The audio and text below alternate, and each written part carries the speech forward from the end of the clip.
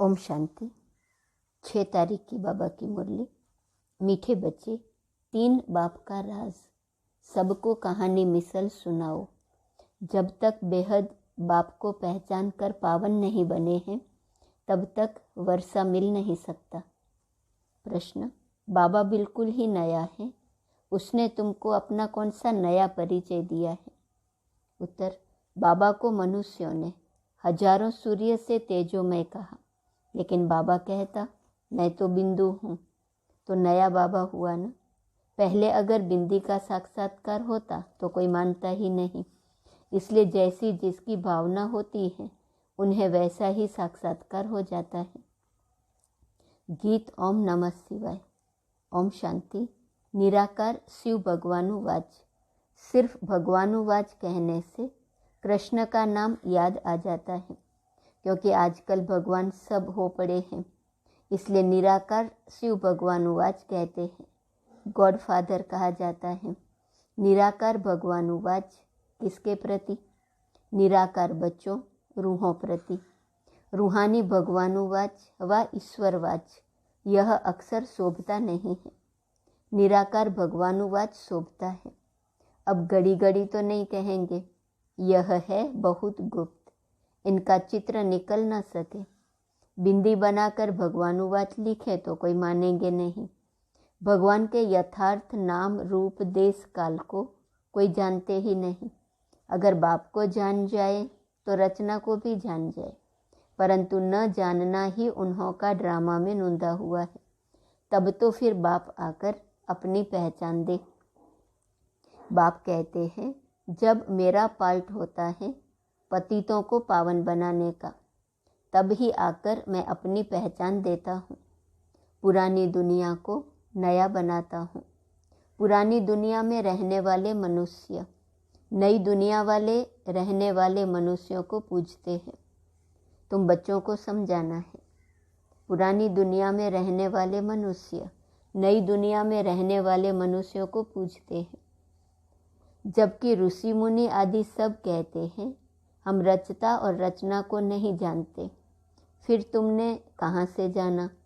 अगर तुम बाप को रचना को जानते हो तो हमको नॉलेज दो।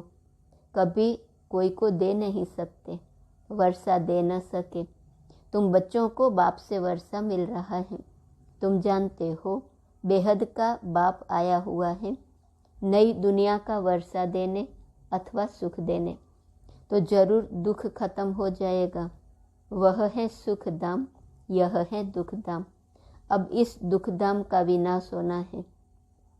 नई दुनिया ही अब पुरानी हुई है, फिर नई बन जाएगी। नई दुनिया को सतयुग, पुरानी दुनिया को कलयुग कहा जाता है। नई दुनिया में जरूर मनुष्य थोड़े होने चाहिए। सतयुग में एक ही धर्म था। इस समय तो अनेक धर्म हैं, दुख भी है। सुख से दुख, दुख से फिर सुख होता है। यह खेल बना हुआ है। दुख कौन देते हैं, यह किसको पता ही नहीं। रावण को माया कहा जाता है, धन को माया नहीं कहा जाता है। विकारी मनुष्य जानते हैं कि देवताएं निर्विकारी हैं, परंतु उन्हों को विकारों का नशा चढ़ा हुआ है। देवताओं को है निर्विकारी पन्ने का नशा। वहाँ अपवित्र कोई होते नहीं है। संगम पर ही तुम बच्चों को पवित्रता का राज समझाया जाता है। तुमको फिर औरों को समझाना है। बाप तो सारी दुनिया को बैठ समझाएगा नहीं, बच्चों को ही समझाना है। परंतु समझाने की बड़ी युक्ति चाहिए। सबको बताओ, भारत जो स्वर्ग नई दुनिया थी, वह अब पुरानी हो गई है। रचयिता तो बाप ही है। वह खुद कहते हैं मैं ब्रह्मा द्वारा नई दुनिया की स्थापना करता हूँ, बच्चों को एडॉप्ट करता हूँ। ब्रह्मा का नाम ही प्रजापिता है, तो जरूर इतने बच्चों को एडॉप्ट ही करेंगे, जैसे सन्यासी फॉलोअर्स को एडॉप्ट करते हैं। पुरुष स्त्री को एडॉप्ट करते हैं कि तुम मेरी हो।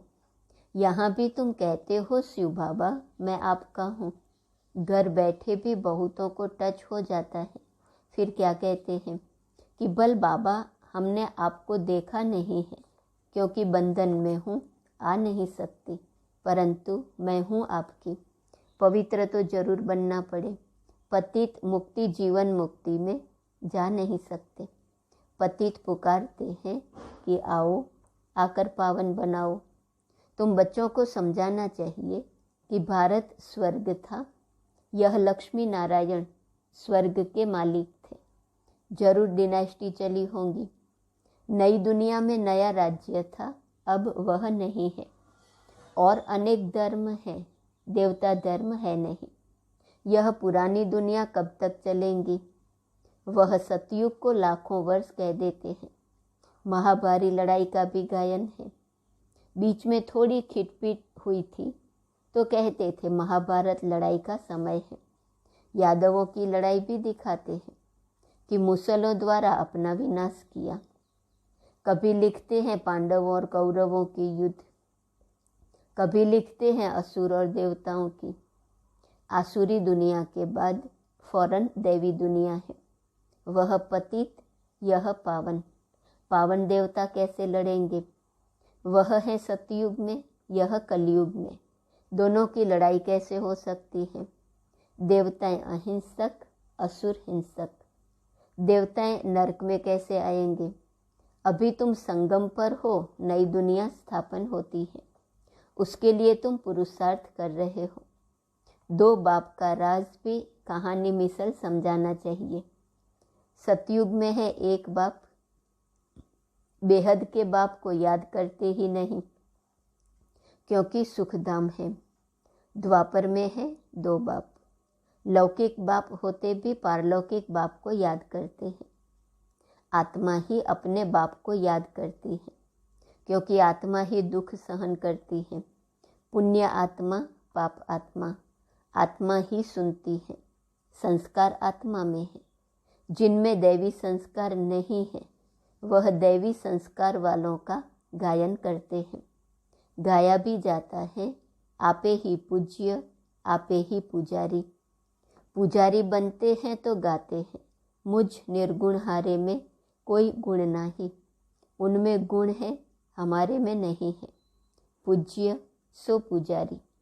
तुम ही पूज्य सो देवता थे, फिर तुम ही पुजारी बने हो। 84 जन्म लिए हैं। आधा कल्प पूज्य, आधा कल्प पुजारी। हिसाब समझाना पड़े। देवता, क्षत्रिय, वैश्य, शूद्र। इस समय हम ब्राह्मण हैं, बीके हैं। इस समय हमको 3 बाप हो जाते हैं। लौकिक बाप, निराकार पारलौकिक बाप, तीसरा फिर प्रजापिता ब्रह्मा, जिस द्वारा हम ब्राह्मणों को पढ़ाते हैं।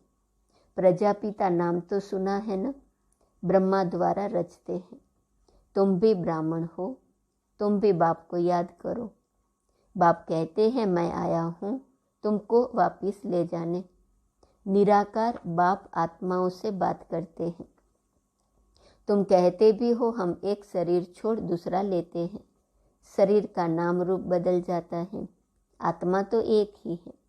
बाप का नाम भी एक ही शिव है। उनको शरीर तो है नहीं। यह पॉइंट भी नोट करनी चाहिए। फिर जैसा आदमी वैसा ही समझाना है।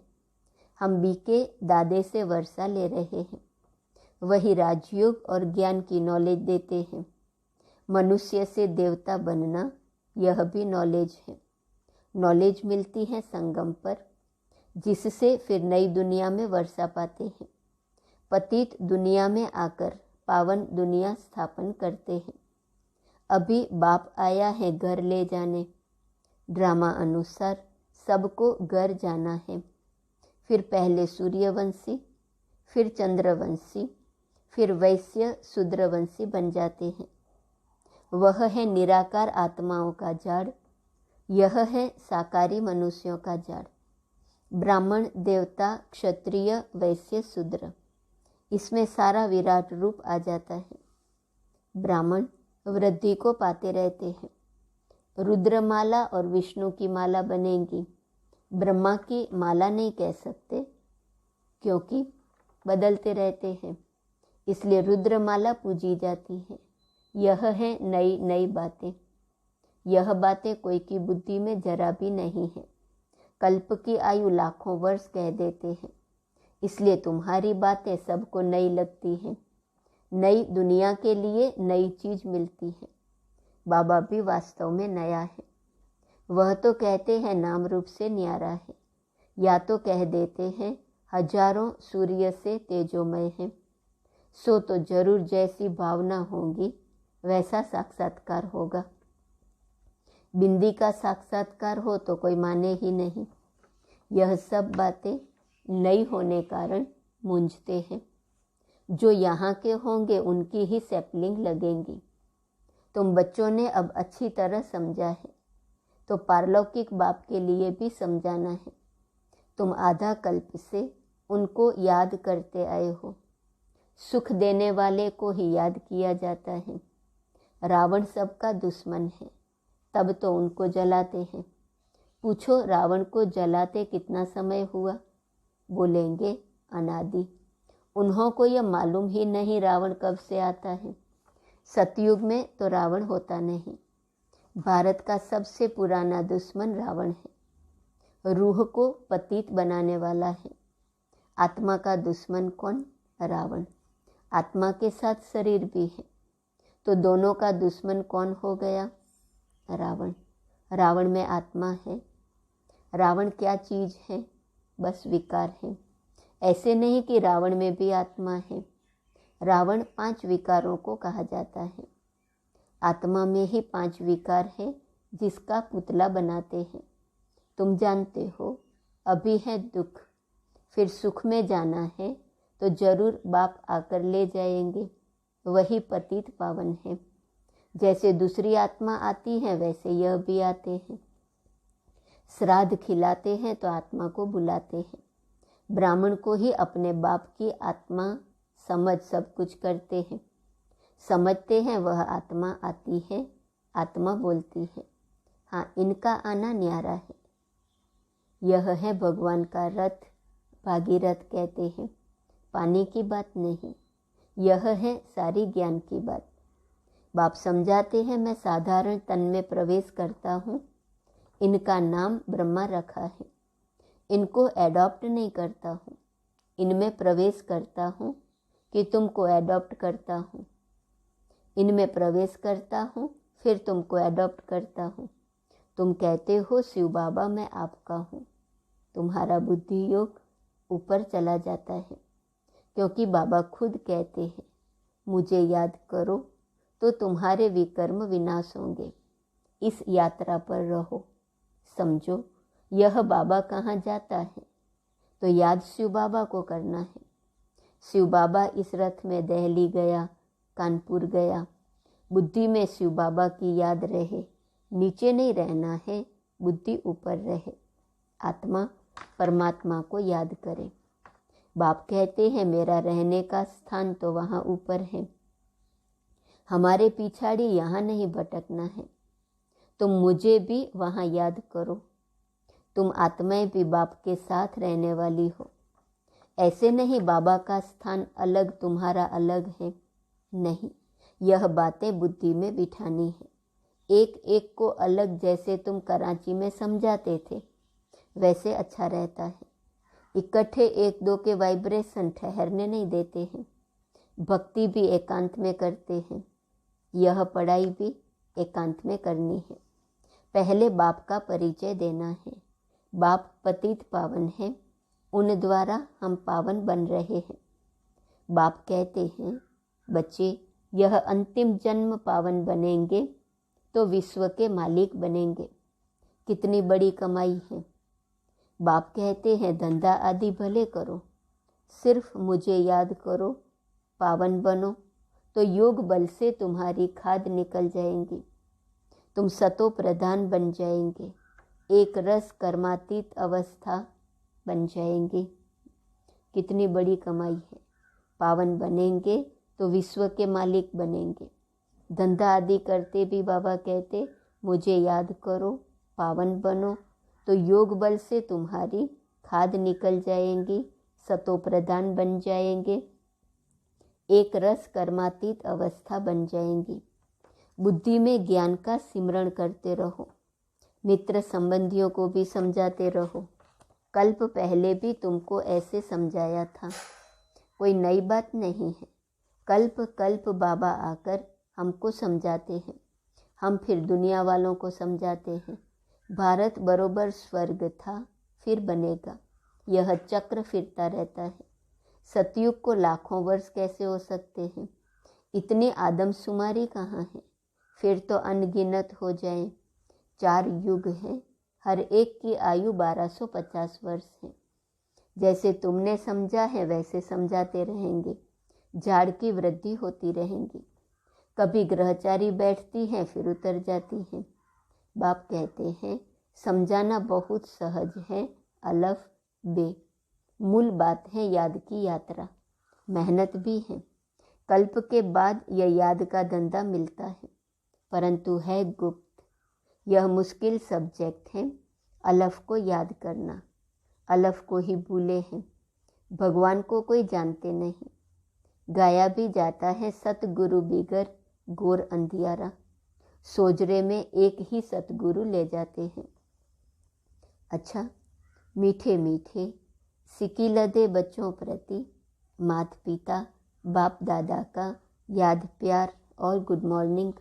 रूहानी बाप की रूहानी बच्चों को नमस्ते। रूहानी बच्चों की रूहानी बाप को नमस्ते नमस्ते नमस्ते। धारणा के लिए सार, पहली पॉइंट, योग बल से आत्मा को सतोप्रधान बनाकर एक रस कर्मातीत अवस्था तक पहुंचना है। याद की गुप्त मेहनत करनी है, एकांत में पढ़ाई करनी है। दूसरी पॉइंट, बाप से मुक्ति जीवन मुक्ति का वर्षा लेने के लिए इस अंतिम जन्म में पवित्र जरूर बनना है। वरदान, 1 पॉइंट शब्द की स्मृति से मन बुद्धि को नेगेटिव के प्रभाव से बचाने वाले नंबर 1 विजयी भव। पॉइंट शब्द की स्मृति से मन बुद्धि को नेगेटिव के प्रभाव से बचाने वाले नंबर 1 विजयी भव। वर्तमान समय विशेष माया का प्रभाव मन में नेगेटिव भाव और भावना पैदा करने व यथार्थ महसूसता को समाप्त करने का चल रहा है। इसलिए पहले से ही सेफ्टी का साधन अपनाओ। इसका विशेष साधन है सिर्फ 1 पॉइंट शब्द। कोई भी संकल्प बोल व कर्म व्यर्थ है तो उसे पॉइंट लगा दो, तब नंबर 1 विजयी बन सकेंगे। माया के स्वरूपों को पहचानो, सीजन को पहचानो और स्वयं को सेफ कर लो। स्लोगन, संगम पर जिन्हें सेवा का श्रेष्ठ भाग्य प्राप्त है वही पद्मा पदम भाग्यवान है। आज का स्वमान है, मैं विश्व कल्याणकारी हूँ। पॉइंट है, साक्षात्कार मूर्त बनने के लिए सार रूप में 3 बातें अपने में देखो। 1, सर्व अधिकारी बने हैं। दूसरा, परोपकारी बने हैं। तीसरा, सर्व प्रति सत्कारी बने हैं, अर्थात सर्व को सत्कार देने और लेने योग्य बने हैं। इन 3 बातों के आधार से ही विश्व के आगे विश्व कल्याणकारी प्रसिद्ध होंगे। ओम शांति।